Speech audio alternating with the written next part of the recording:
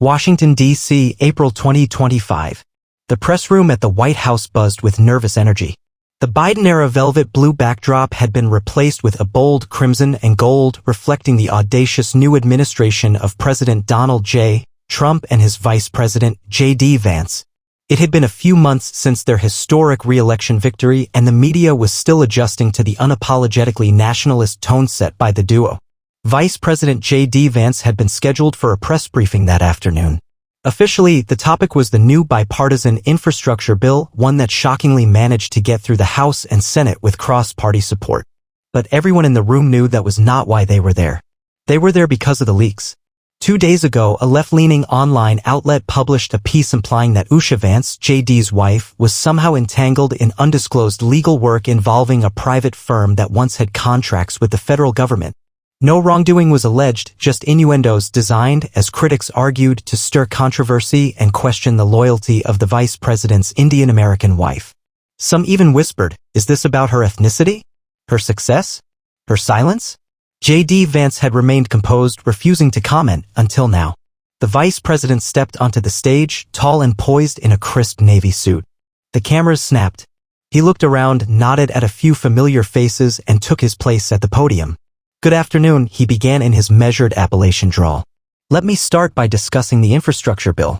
For 10 minutes, J.D. laid out the improvements the administration planned, from rebuilding bridges in Ohio to revitalizing power grids in Texas. He was focused, policy-driven, and sharp.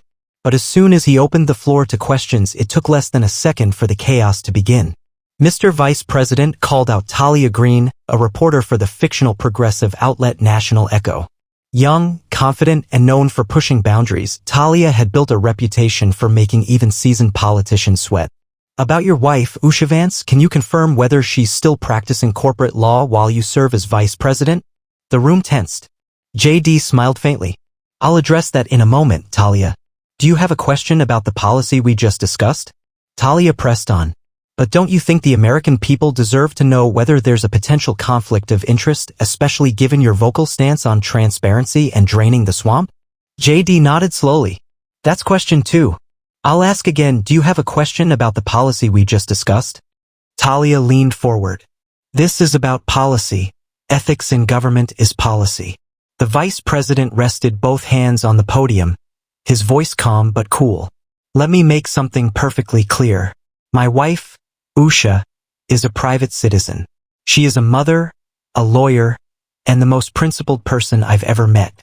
The fact that you continue to drag her name into headlines based on zero evidence, zero wrongdoing, and zero relevance to federal policy tells me more about your intentions than hers. The room went silent. J.D. continued, eyes locked on Talia. You want to talk about transparency? Fine. Here's some. Usha has not taken a single client since the day I was nominated as vice president. She voluntarily stepped away from her firm, despite having every legal right to continue. She did it because she knew the media would come after her the way they came after other women who dared to succeed quietly. Talia tried to interrupt, but J.D. raised a hand. No, you've had your question. Now let me ask one. He leaned forward. Why are you so interested in my wife, Talia? Is it because she's more accomplished than you? Is it because she's conservative and still believes in family values? Or is it something else? Something about her name, her skin color, her background that just doesn't fit the liberal narrative of what an immigrant success story should look like. Gasps. Pens paused. The atmosphere grew electric. Talia blinked, momentarily stunned. The cameras zoomed in as J.D. Vance, unflinching, waited. The silence in the White House press briefing room lingered a few seconds longer than comfortable. Even veteran journalists sat frozen, unsure whether to scribble in their notebooks or simply absorb what had just happened. J.D. Vance had asked the unaskable. Not just challenged a question, but turned the entire lens around on the press itself. Talia Green, visibly taken aback, attempted to regain control. Mr. Vice President, with all due respect, I'm doing my job. Holding people accountable. This isn't about race or background, it's about your promises. You campaigned on draining the swamp, yet your wife has ties to it. J.D. Vance cut her off, gently but firmly. To absolutely nothing scandalous, illegal, or even questionable. That's the whole point, Talia. His voice was steady, but the steel beneath it had surfaced. "I've spent my life around real corruption," he said. "Not cocktail party accusations or half-baked headlines, but true rot, addiction, broken communities, rigged systems that never cared about the working class. That's why I got into politics. Not to defend my family from political hit jobs." The room was wrapped. "Let me ask everyone here something," JD said, turning from the podium and sweeping his hand toward the rows of journalists.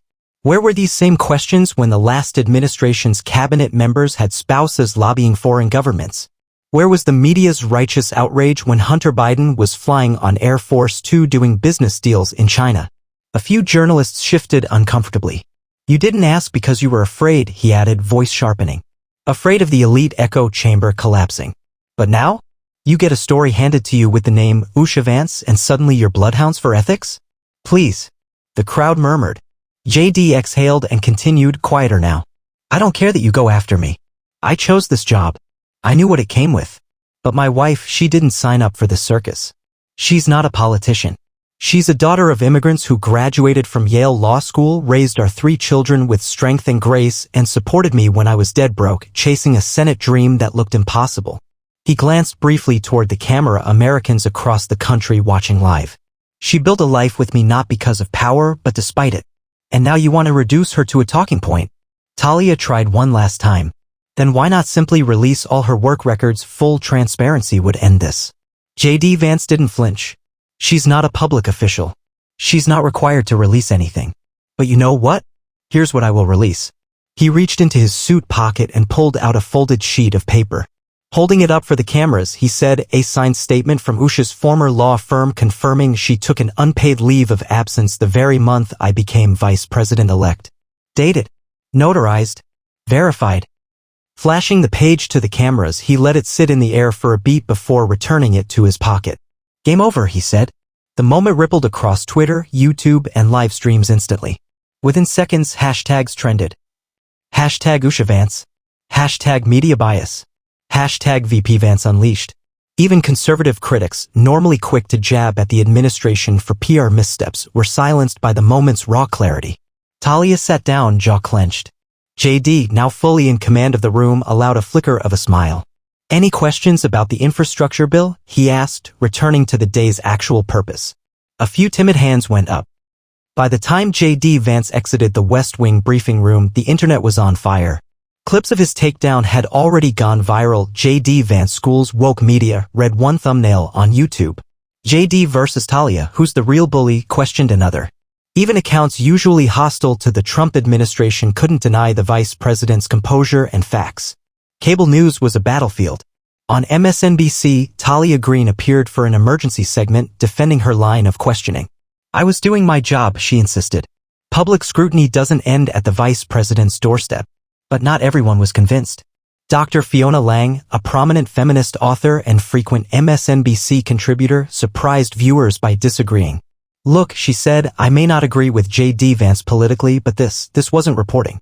This was an ambush on a woman who hasn't even spoken publicly since her husband was sworn in. And you're attacking her for, what exactly? Being married." Meanwhile, on Fox News, the tone was celebratory. Talia Greene tried to make Usha Vance into a scandal, and JD hit her with receipts, backbone, and class, said host Tucker Sampson, echoing the sentiment of millions of conservatives across the country. But it wasn't just TV. Twitter was ablaze with support. At Ohio Patriot 79, just watch JD Vance torch that reporter. If only more Republicans had this fire. At Mama Voter NC, Usha Vance is a private citizen and deserves peace. JD stood up for his wife the way a man should. At Talia Watch, liberal media obsessed with minority women only if they follow their politics. Usha doesn't, so she's fair game. Disgusting.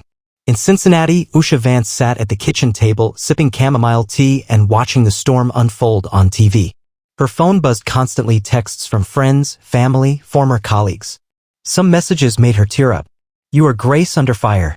JD just made every husband in America look bad in the best way. The way he defended you, wow.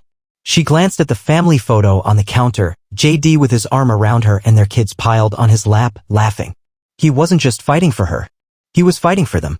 Meanwhile, back at the White House, JD sat with President Trump in the Oval Office. The president chuckled, leaning back in his chair. "JD, that was a hell of a show. You want to come with me to Michigan next week? Rally crowd's gonna eat that stuff up. JD gave a modest grin. Just speaking the truth, sir. Trump leaned in. It's rare these days speaking truth, especially when it's not politically convenient. JD nodded. They're not just coming for me. They're coming for the idea that families can be strong, that love can be quiet, that a woman like Usha doesn't have to be on magazine covers to be respected. Trump slapped the desk. And that's exactly why we win. Let's make sure the whole country sees it. Outside the Oval, JD's comms director, Sarah Glenn, was already planning the next move. Sir, she said, walking in with a tablet, you've gained 2 million views in the last hour. And this is big. Democratic strategist James Calloway just went on CNN and said Talia's question was a mistake that handed the GOP a golden narrative. JD raised an eyebrow. Interesting. Sarah grinned.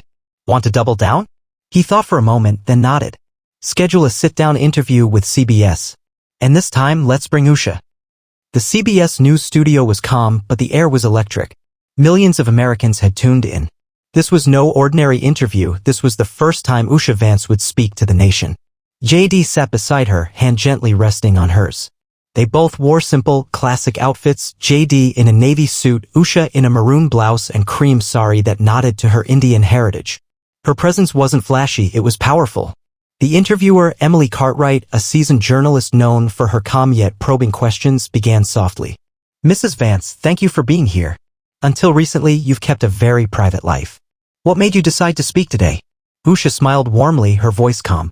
Because I think there's a difference between privacy and silence. I've chosen privacy because my role as JD's wife and as a mother has been a full one. But when your name is misused, when people say things about you that aren't true, sometimes silence allows lies to grow. Emily nodded, surprised by Usha's grace. Do you feel the recent scrutiny crossed a line? JD started to speak, but Usha gently touched his hand. I'll answer, she said. Turning back to Emily, she said, yes. Absolutely. I've worked hard as a lawyer, as a mother, and as someone who still volunteers at community centers in Ohio. And when someone uses your name not for truth, not for justice, but to score a political point, that's not scrutiny. That's weaponization.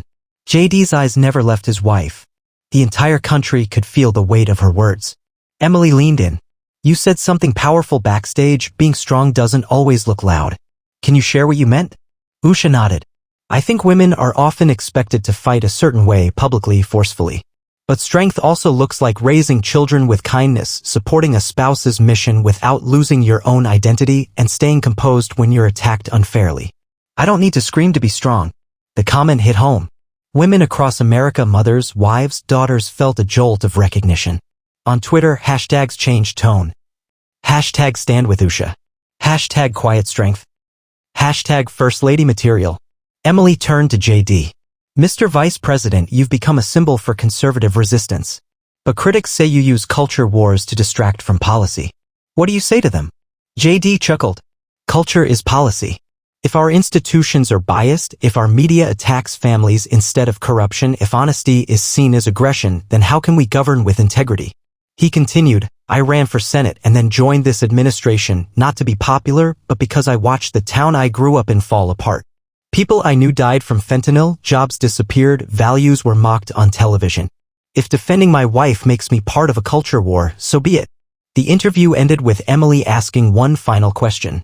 What would you say to your critics right now? Usha thought for a moment. I'd say look deeper. I'm not a headline.